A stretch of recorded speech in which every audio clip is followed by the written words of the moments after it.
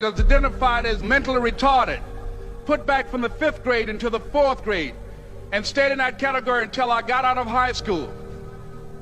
I don't have any college training, but I met a high school teacher who one day changed my life. I was waiting on another student, and when he came in, he said to me, "Young man, go to the board and write what I'm about to tell you." And I said, I can't do that, sir. He said, "Why not?" I said, "I'm not one of your students." He said, "It doesn't matter. Follow my directions now." I said, "I can't do that, sir." He said, "Why not?" I said, "Because I'm educable mentally retarded." And he came from behind his desk and he looked at me. He said, "Don't ever say that again.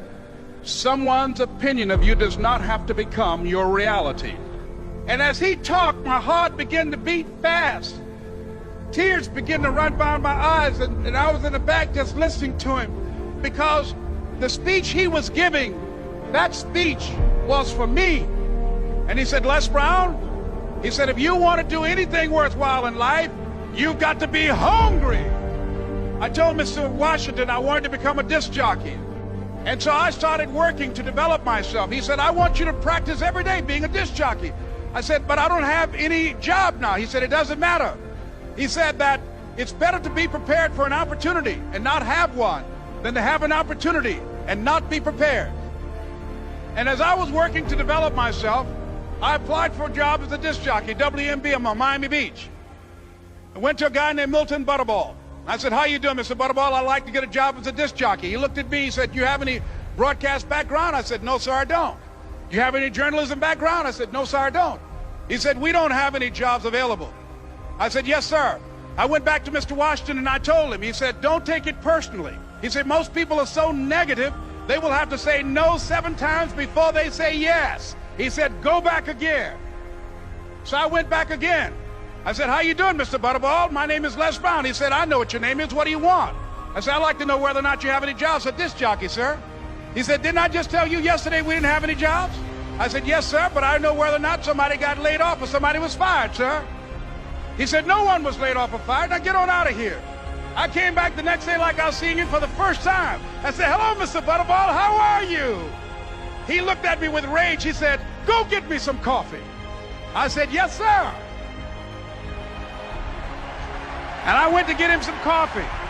After a while, I would get their lunch and dinner, and I would go in the control rooms and take the disc jockeys their food, and I would not leave until they would ask me to leave. One Saturday afternoon, while I was at the radio station, a guy named Rock was drinking while he was on the air. I was the only one there, looking at him through the control room windows, walking back and forth, young, ready, and hungry. Pretty soon the phone rang, and it was the general manager. And I answered the phone. I said, "Hello?" He said, "Les, this is Mr. Klein." I said, "I know." He said, "Rock can't finish his program." I said, "I know." He said, "Would you call one of the other DJs in?" I said, "Yes, sir." I hung the phone up. I said, "Now he must think I'm crazy." I called my mom and my girlfriend, Cassandra. I said, "Y'all turn up the radio and come out on the front porch. I'm about to come on the air." I waited for about 20 minutes, and I called him back. I said, "Mr. Klein, I can't find nobody." He said, "Young boy, do you know how to work the controls?" I said, "Yes, sir." He said, "Go in there and don't say nothing here." I said, "Yes, sir." I couldn't wait to get behind those controls. I put on an old Stevie Wonder record called Fingertips. I sat down behind that turntable. I said, "Look out, this is me, LB Triple P, Les Brown, your platter playing papa. There were none before me, and there will be none after me. Therefore, that makes me the one and only. Young and single and love to mingle, certified, bona fide, indubitably qualified to bring you satisfaction, a whole lot of action. Look out, baby, I'm your love man." I was hungry. I was hungry. You got to be hungry. Begin to know that you have greatness within you. And if just one of you here begin to envision yourselves as being blessed and highly favored to reach your goals, if just one of you capture the essence of what that means, that you have greatness within you and a responsibility to manifest that greatness, that you can make your parents proud, you can make your school proud, you can touch millions of people's lives And the world will never be the same again because you came this way. It was hard, ladies and gentlemen, coming to speak to people. And I was facing financial difficulties in my own life. I was behind on my bills and my dreams, and I'm saying to them, you can live your dream. It was hard, ladies and gentlemen.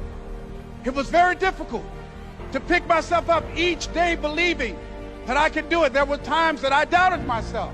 I used to ask myself, can I do this? And something said within me, you're the one. Don't give up on your dream. By continuing to push forward, by continuing to run toward my dream, that one day I would have my own talk show. It's a long shot, ladies and gentlemen, from Liberty City, an abandoned building on a floor, never knowing my mother or father. It's a long shot. Being here with you today in this dome in Atlanta, it's a long shot. No college training, labeled educable, mentally retarded, but I kept running toward my dream. Don't stop. Don't stop running toward your dream.